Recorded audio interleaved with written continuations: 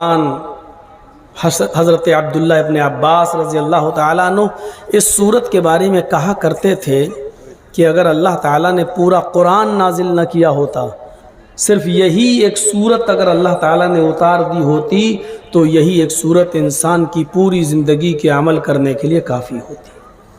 इससे इस सूरत की जामियत, फसाहत व बलागत का अंदाज़ा लगाया जा सकता है। इस सूरत की अहमियत का अंदाज़ा लगाया जा सकता है।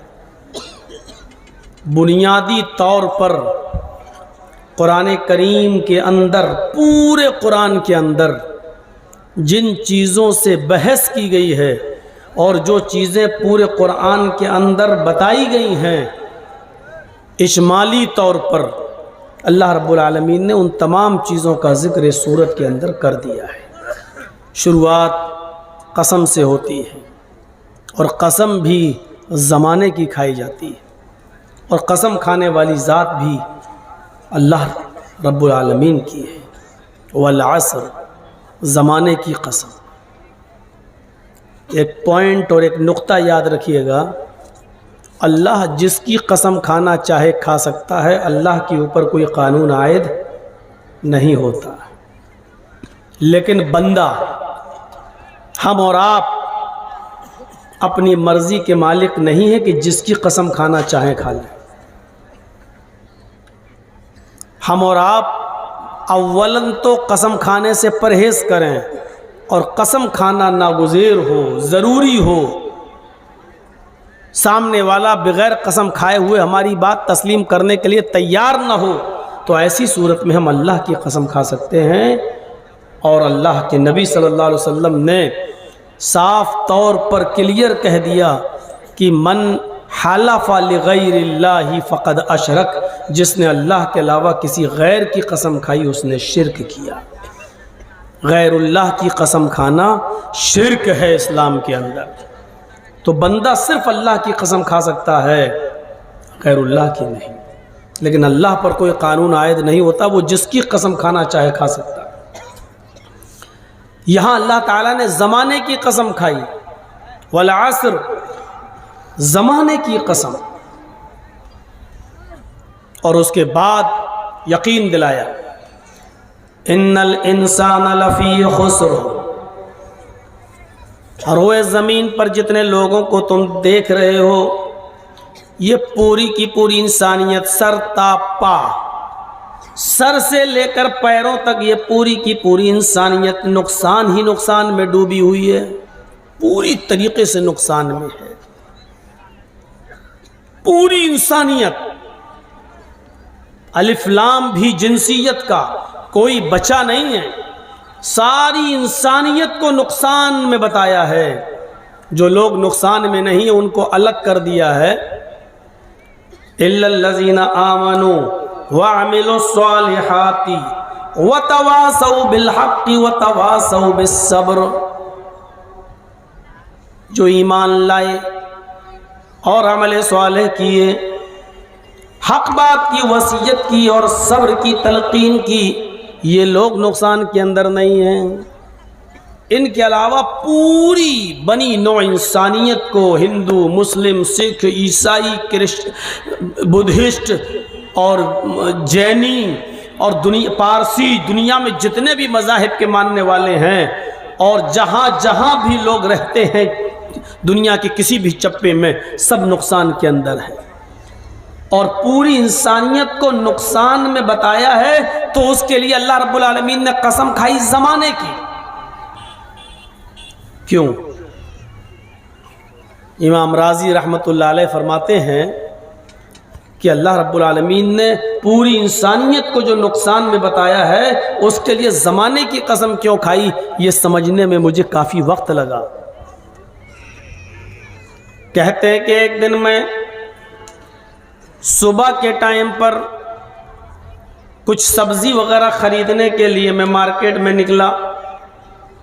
जब मैं सब्ज़ी ख़रीद कर बाज़ार से वापस आ रहा था तो मैंने एक बर्फ़ बेचने वाले को देखा, जो बर्फ़ बेच रहा और बर्फ़ की कीमत लगा रहा है 2 रुपये किलो। हम अपने मौजूदा हिसाब से बतला रहे हैं, 2 रुपये किलो, 2 रुपये किलो। अल्लामा राजी फरमाते हैं कि जब मैं ज़ोहर की नमाज़ पढ़ाने गया और नमाज़ पढ़ाकर जब वापस आ रहा था तो मैंने बर्फ़ बेचने वाले को देखा। उसका बर्फ़ कॉस्टली होने की वजह से, महंगा होने की वजह से कोई ख़रीद नहीं रहा था, इसलिए उसने बर्फ़ की कीमत घटा दी। 1 रुपये किलो, 1 रुपये किलो, सस्ता ही बिके लेकिन बिक तो जाए। कहते हैं कि जब मैं असर की नमाज़ पढ़ाकर वापस आ रहा था तो मैंने देखा बर्फ़ बेचने वाला बर्फ़ को 1 रुपये किलो से भी कम कर दिया, 50 पैसे किलो, 50 पैसे किलो, 50 पैसे किलो। अल्लामा राजी कहते हैं कि जब मैं मगरिब की नमाज़ पढ़ाने के लिए गया तो मैंने देखा कि बर्फ़ बेचने वाला नमाज़ पढ़ाकर जब वापस आ रहा था तो बर्फ़ बेचने वाले ने 50 पैसे से भी उसकी कीमत घटा दी और उसकी कीमत रख दी 25 पैसे किलो, 25 पैसे किलो। इशा की नमाज के बाद जब मैं बिस्तर पे आ रहा था, घर की तरफ जा रहा था तो मैंने देखा कि बर्फ़ बेचने वाला आवाज़ दे रहा है, लोगों मेरा बर्फ़ फ्री में ले जाओ, घुलने से और पिघलने से बेहतर है कि तुम्हारे बीवी बच्चे इसका ठंडा पानी पी लें, कुछ दुआएं दे दें। अगर 25 पैसे किलो भी आपको महंगा लग रहा है तो ये फ्री में ले जाओ, मेरा बर्फ़ बर्बाद हो जाने से बेहतर है कि किसी के मुंह लग जाए। मेरे बर्फ़ को घुलने और पिघलने से बेहतर है कि आप लोग इसका ठंडा पानी पी लें। इमाम राजी कहते हैं जब मैं घर आया, खाना आना खाने के बाद जब मैं बिस्तर पर लेटने के लिए चला, कुरान की चंद आयतें पढ़कर सोने का मेरा मामूल था। जब मैं कुरान पढ़कर सोने के लिए जाने लगा, कुरान की जब मैं चंद आयतों की सूरतों की तिलावत करने लगा तो पढ़ते पढ़ते बिस्तर पर मेरे सामने कुरान की यही सूरत आ गई, वल अस्र इन्नल इंसान लफी खुस्र। ज़माने की कसम, रूए ज़मीन पर जितनी भी इंसानियत है सब नुकसान के अंदर है। आज मैं समझ गया कि अल्लाह रब्बुल आलमीन ने सारी इंसानियत को नुकसान में क्यों बताया। जैसे जैसे बर्फ़ पिघलता जाता है, घुलता जाता है, वैसे वैसे उसकी कीमत भी कम होती चली जाती है। बर्फ़ घुलता जा रहा है, उसकी कीमत कम होती जा रही है। इसी तरीके से इंसान भी 1 दिन, 2 दिन, 1 हफ्ता, 2 हफ्ता, 1 महीना, 2 महीना, 1 साल, 2 साल, जैसे जैसे वो गुजारता जा रहा है उसकी ज़िंदगी भी बर्फ़ की तरह पिघलती जा रही है, उसकी ज़िंदगी भी बर्फ़ की तरह घुलती जा रही है, उसकी ज़िंदगी भी बर्फ़ के मानिंद कम होती जा रही है। जैसे बर्फ़ घुलता जाता है, इंसान की ज़िंदगी भी घुल रही है।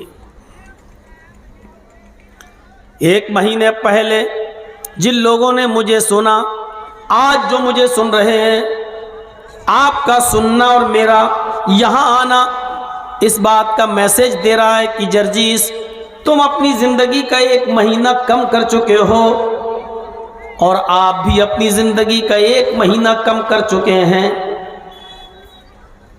10 साल पहले मेरा जिन लोगों ने प्रोग्राम सुना और आज भी सुन रहे हैं, हमारी और उनकी ज़िंदगी मैसेज दे रही है कि जर्जीस, तुम भी अपनी 10 साल की ज़िंदगी कम कर चुके हो। जो सुन रहे हैं वो भी अपनी 10 साल की ज़िंदगी कम कर चुके हैं। और इंसान जैसे जैसे 1, 2 दिन, 1 महीना, 2 महीना, 1 साल, 2 साल गुजार रहा है ना, वो हकीकत में ज़िंदगी नहीं गुजार रहा है, उतना ही वो अपने कब्र के करीब हो जाता है। हम और आप उतना ही अपने कब्र के करीब हो गए। इंसान की मंजिल वही है। 100 बीघा जमीन आपकी हो, 5 एकड़ जमीन के आप मालिक हो, कितनी ही जमीन आपकी हो, हकीकत में ये जमीन आपकी नहीं है। आप मरेंगे, इस पर किसी और का कब्जा होगा। हमारी और आपकी ओरिजिनल जमीन वही 2 गज है, जो मरने के बाद भी अपना दावा वापस नहीं। और वही 2 गज जमीन में हमें और आपको दफन होना है। इसलिए आदमी ये याद रखे कि वो 5 एकड़ जमीन का मालिक नहीं है, 100 बीघा जमीन का मालिक नहीं है। हम हकीकत में उसी 2 गज जमीन के मालिक हैं जिसमें हमें रहना है, जिसमें हमें जाना है, और हम उसी के करीब हो गए। और दो ही ठिकाने हैं, जन्नत या जहन्नम, बीच का कोई ठिकाना नहीं है। हजरत उमर फारूक रज़ी अल्लाह ताला अन्हु ये कहा करते थे कि हमारी नेकियां और हमारे गुनाह दोनों बराबर बराबर कर दिए जाएं, न मुझे जन्नत मिले न मुझे जहन्नम मिले, तब भी मैं ये समझूंगा कि मैं खुश नसीब हूँ। मुझे बीच में डाल दिया जाए, न जन्नत मिले न जहन्नम मिले, अगर बीच में रख दिया जाए तब भी मैं ये समझूंगा कि मैं खुश नसीब हूँ। लेकिन ऐसा होना नहीं है। दो ही ठिकाने, जन्नत या जहन्नम।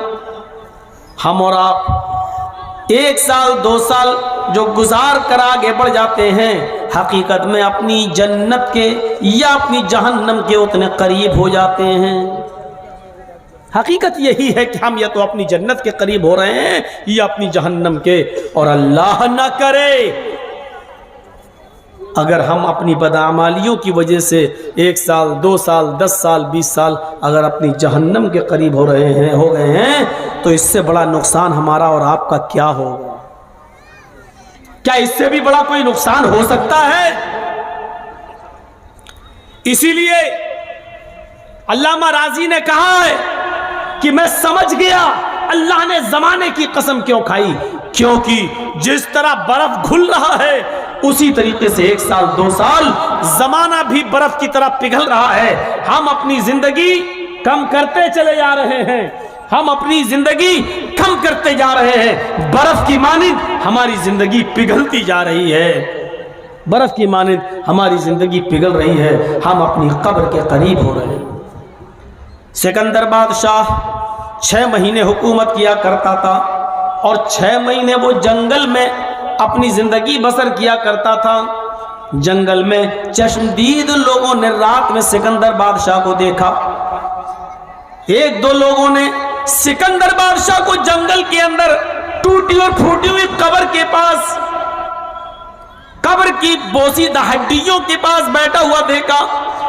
और ये बड़बड़ाते हुए लोगों ने सुना कि सिकंदर बादशाह उस कब्र की बोसीदा हड्डियों के पास बैठकर ये कहता जा रहा है, आए हड्डियों कल तुम मेरे जैसी थी, आए हड्डियों कल तुम मेरी तरह थी, कल मैं तुम्हारे जैसा हो जाऊंगा। आए हड्डियों कल तुम मेरे जैसी थी और कल मैं तुम्हारे जैसा हो जाऊंगा। आए हड्डियों कल तुम मेरी तरह थी और कल मैं तुम्हारे जैसा हो जाऊंगा।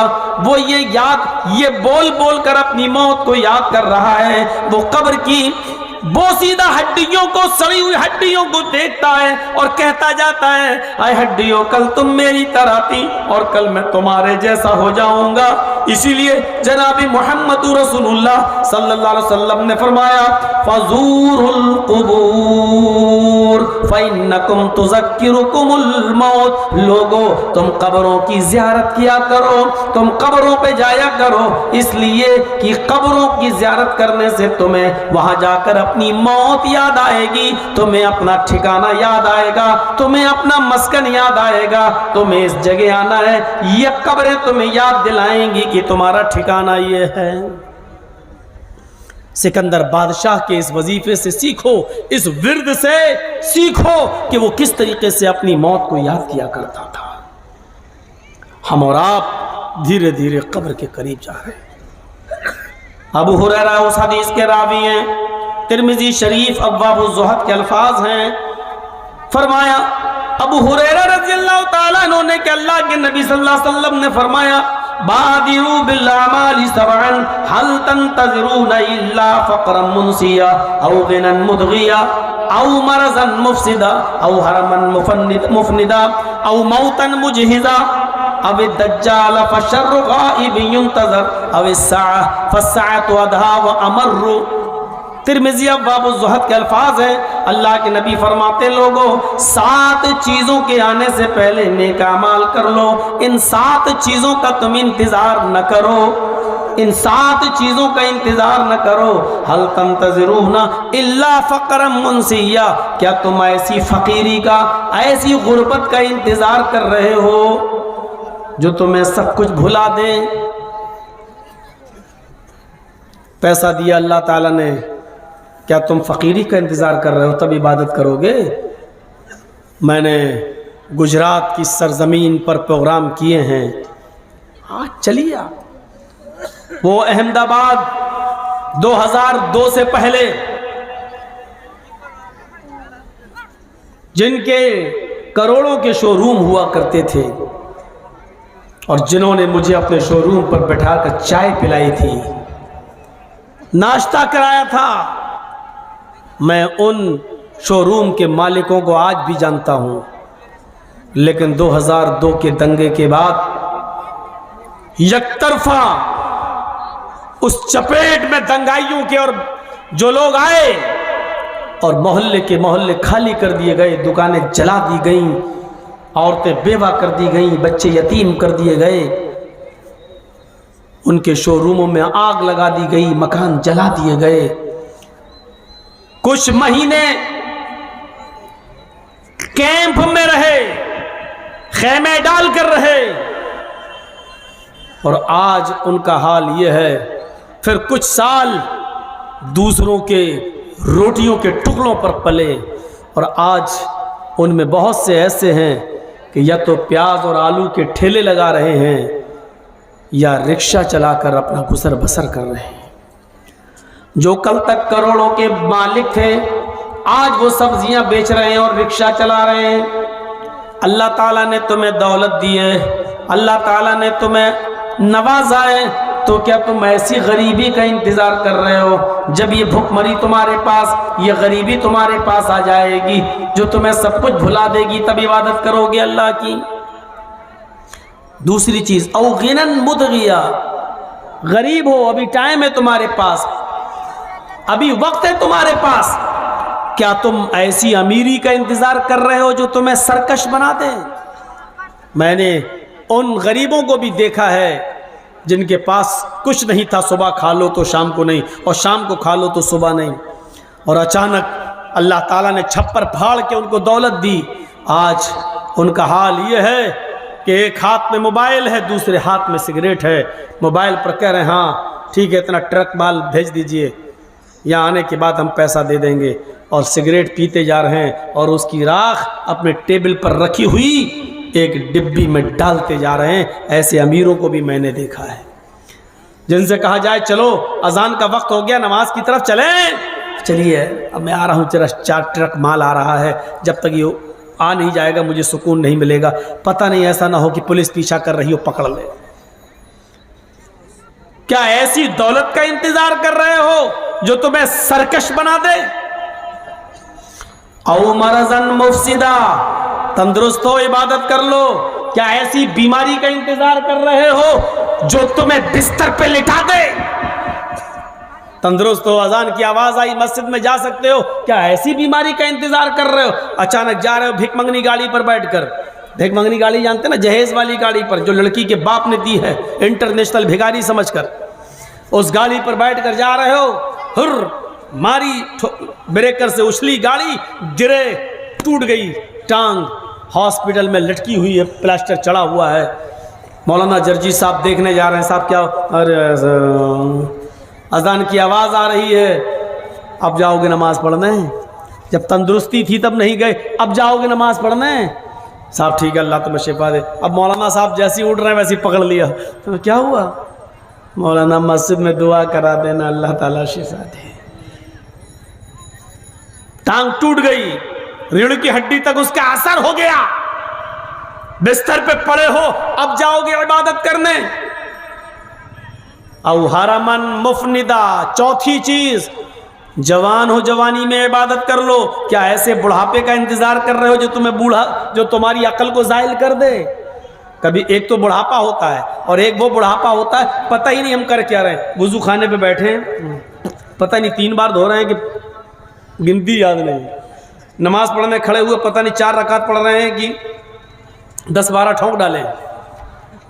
2 सजदे करना है कि 10 सजदे करना है, बस सजदे करते चले रहे हैं। खड़े हैं, अल्लाहु अकबर पढ़ना, अल्लाहुम्मा बाइद बैनी पढ़ना, अल्हम्दुलिल्लाह रब्बिल आलमीन, अब पढ़ रहे हैं सुभान रब्बिल आला, सुभान रब्बिल आला।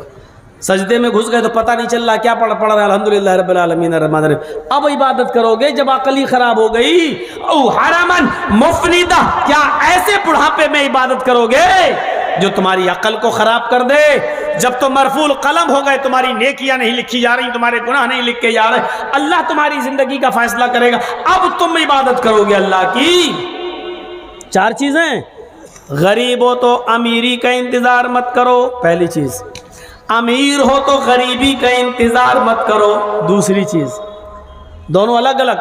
गरीब हो तो अमीरी का इंतजार मत करो, और अमीर हो तो गरीबी का इंतजार मत करो, ये 2 अलग अलग चीजें। तंदुरुस्त हो तो बीमारी का इंतजार मत करो, और जवान हो तंदुरुस्त हो तो अकल को खराब कर देने वाले बुढ़ापे का इंतजार मत करो। 4 चीजें। औ मौतन मुजहिजा, क्या अचानक आ जाने वाली मौत का इंतजार कर रहे हो? मर जाओगे तब अल्लाह की इबादत करोगे? अचानक मौत तो कभी किसी की आ सकती है। जर्जीस साहब आज यहाँ है, कल का प्रोग्राम कहीं और है, लेकिन जर्जीस साहब को प्रोग्राम की तारीख दी है, लेकिन कन्फर्म नहीं है, और गारंटी के साथ नहीं कहा जा सकता है कि मैं कल के जलसे में पहुंच पाऊंगा कि नहीं पहुंच पाऊंगा। अचानक मौत किसी की भी आ सकती है। जा रहे हैं, अटैक कभी भी पड़ सकता है। गए, और याद करो जामिया सल्फिया बनारस के उस जबरदस्त बड़े आलिम को, डॉक्टर रज़ाउल्लाह मोहम्मद इदरीस सलाफी मदनी, जिनके नाम के आगे आज लगाना पड़ता है रहमतुल्लाह अलैह, गए थे बंबई में दीने रहमत कॉन्फ्रेंस में शिरकत करने।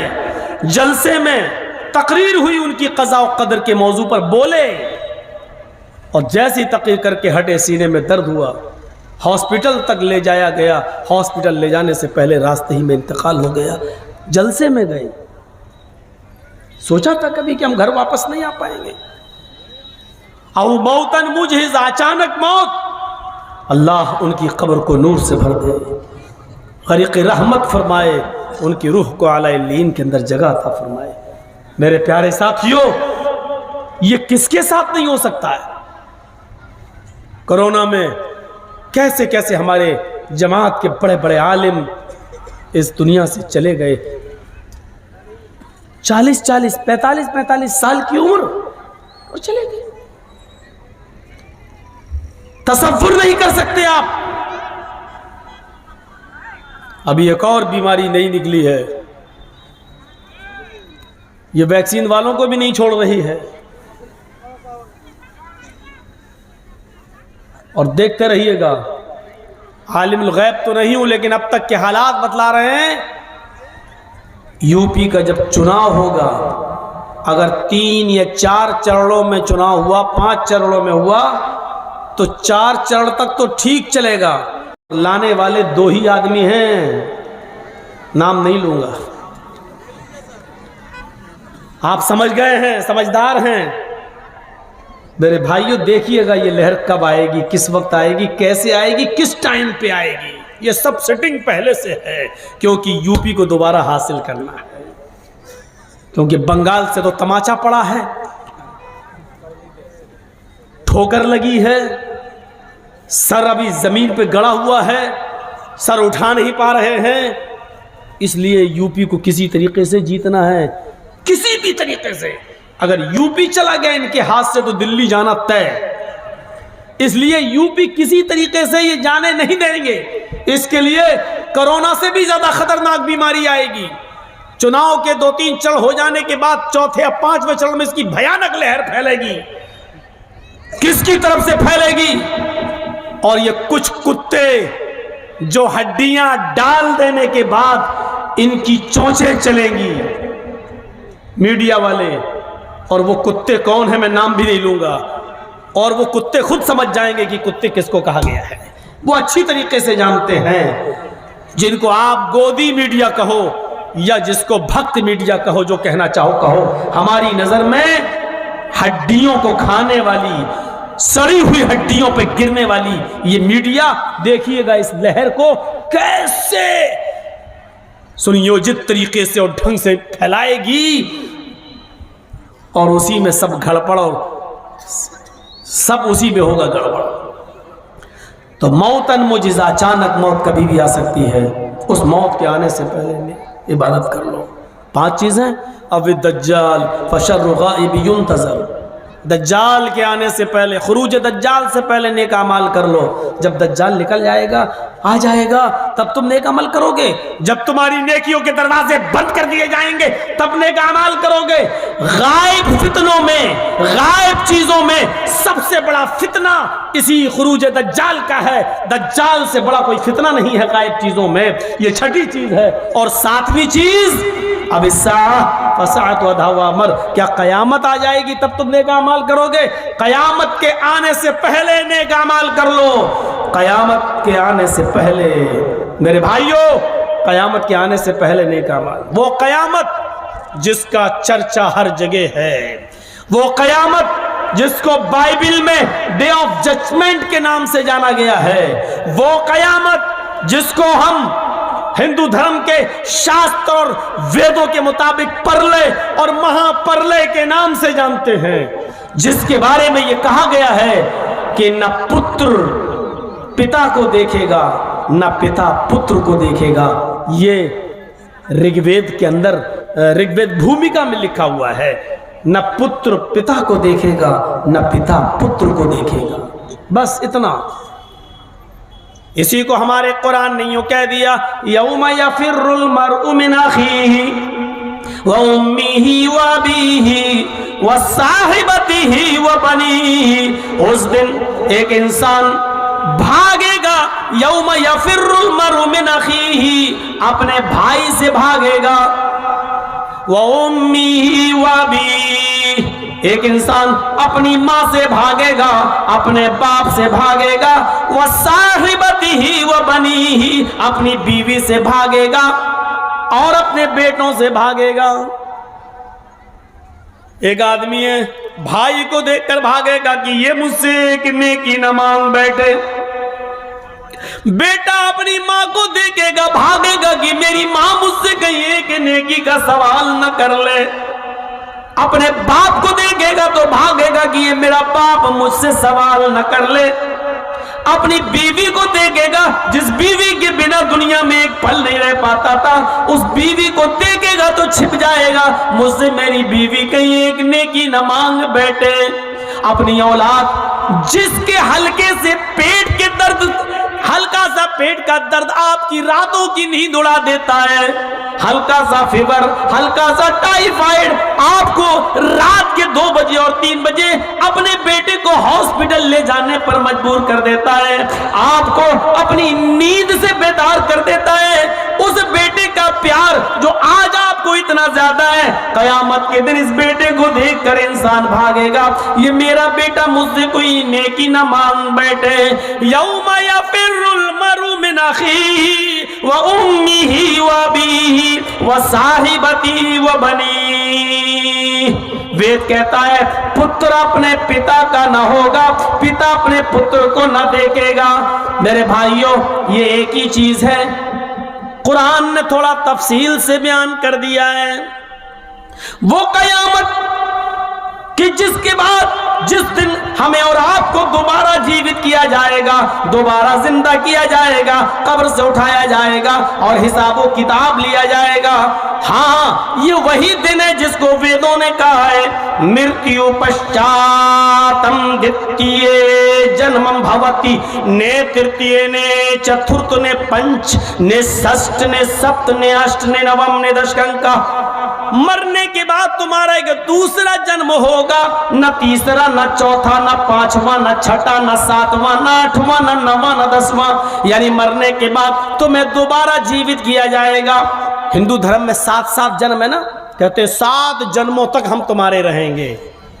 इसलिए फेरे लगाए जाते हैं औरत के, जब शादी होती है पति के साथ कितने फेरे लगते हैं? 7 फेरों का मतलब जानते हो? 7 जन्म हम तक, तुम हमारी हो, हम तुम्हारे हैं। 7 जन्म हिंदू धर्म में, 7 जन्म, जबकि मालूम नहीं है कि अगला जन्म किसका होगा, लेकिन 7 जन्म है हिंदू धर्म में। वेद मना कर रहा है, वेद कह रहा है एक दूसरा ही जन्म होगा।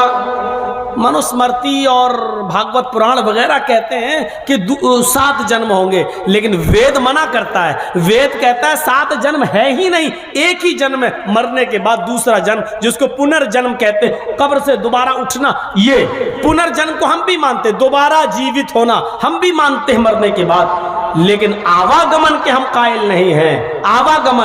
आवागमन, चोरी करोगे तो बिल्ली बनोगे,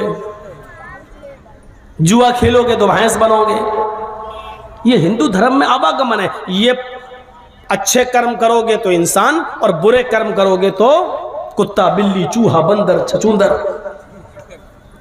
यहां तक लिखा हुआ है कि ये गुनाह करोगे तो आलू बनोगे, ये करोगे तो कद्दू बनोगे, ये करोगे तो कटहल बनोगे।